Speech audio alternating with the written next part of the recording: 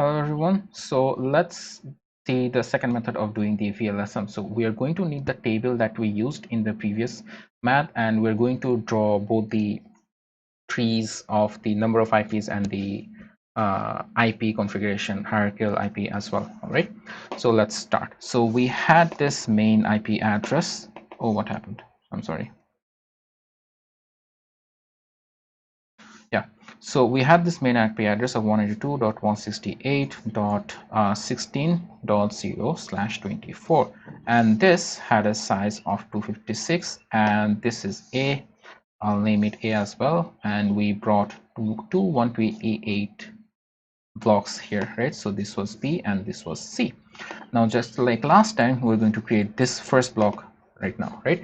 So the shortcut method is that whenever the first child, always the first child, when you were extending IP address for the subnet, the first child always has the same IP address as the parent. So this would be this like this 192.168.16.0, and this is B. And just like that, because we knew that AN is 128, we can apply this to that IP address. Now, moving on, we need to go to the second one right now. So C. So for C, we are just going to add 128 to this IP address. Now, how does this work? So if you remember base numbers, so if you don't remember that, just go back to DLD and look at that again.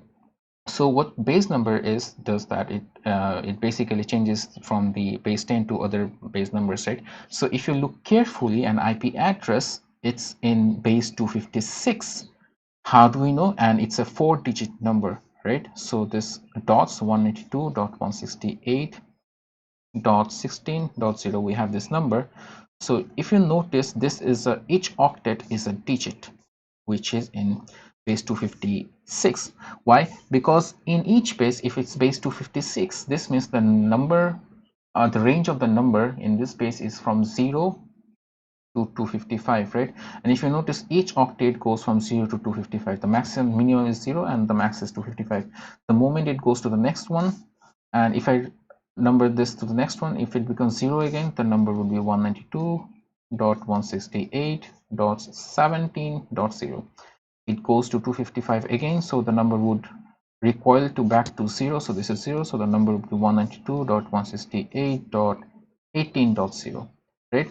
Now, if the second method was to go to 255 and recoil to 0, this would be 192.169.0.0, right?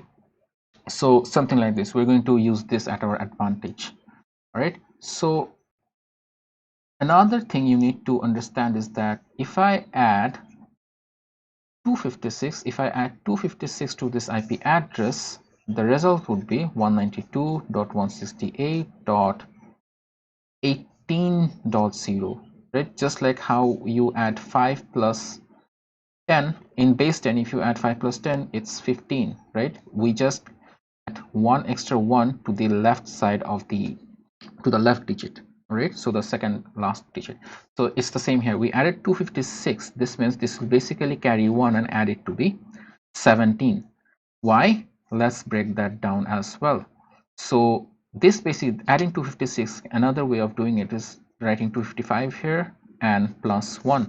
Now plus 1 would reset this to 0, right? Because it's reset to 0, there is 1 carried to the next part, which is here 18.168.192. I just went backwards. So this basically results to 192.168.19.0, right?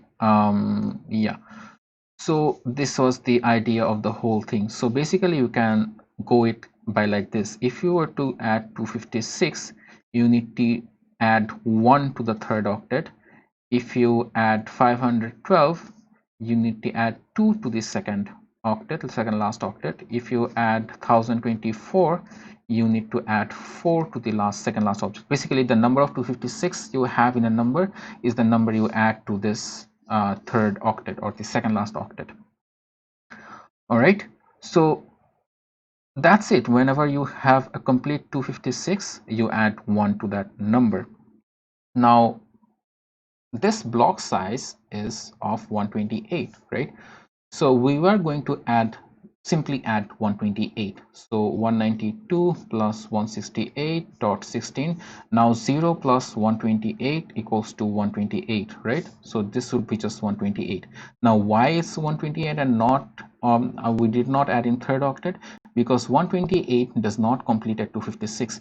If we were to add another 128, like add 128 to this one, then the result would be 192.168.17.0 because two 128s complete one 256. All right, so that's the shortcut. So the slash, it would be 26, I'm sorry, 25, and this would be 25 as well because that's the requirement of 128, right? So the second octet, we exactly don't need all the whole 28 because the requirement is now what do you call it, 64. So we're going to extend that and break that to 64s, right? So this would be D. So I'll have D here. Now because we extended it for the first time, the first IP address that we extend has the same IP address as the parent, so 192.168.16.128. only the subnet mask would change. So 64 has a size of 26 and B will get this.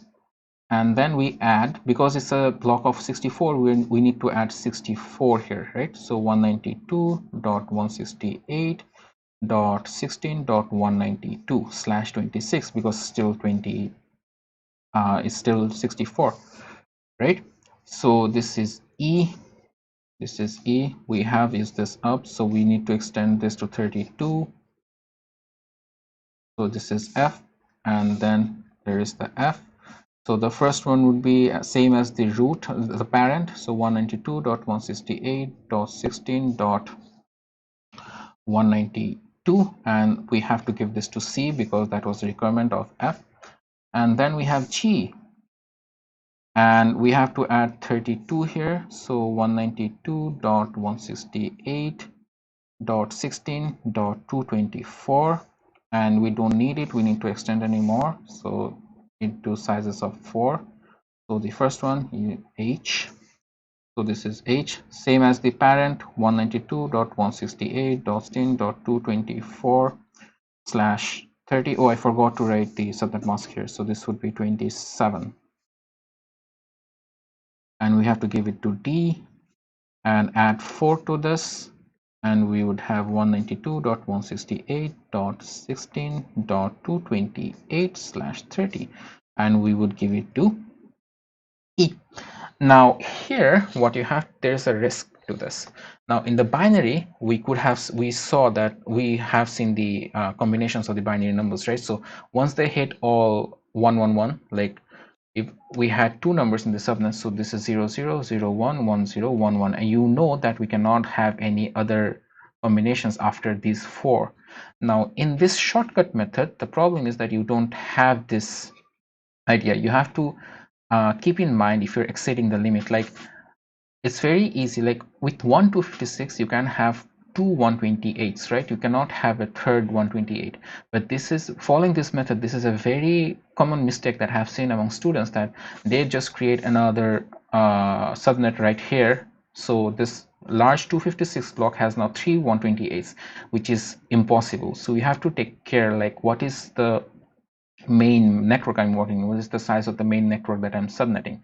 You have to keep that in mind. All right, so hope you liked it. See ya.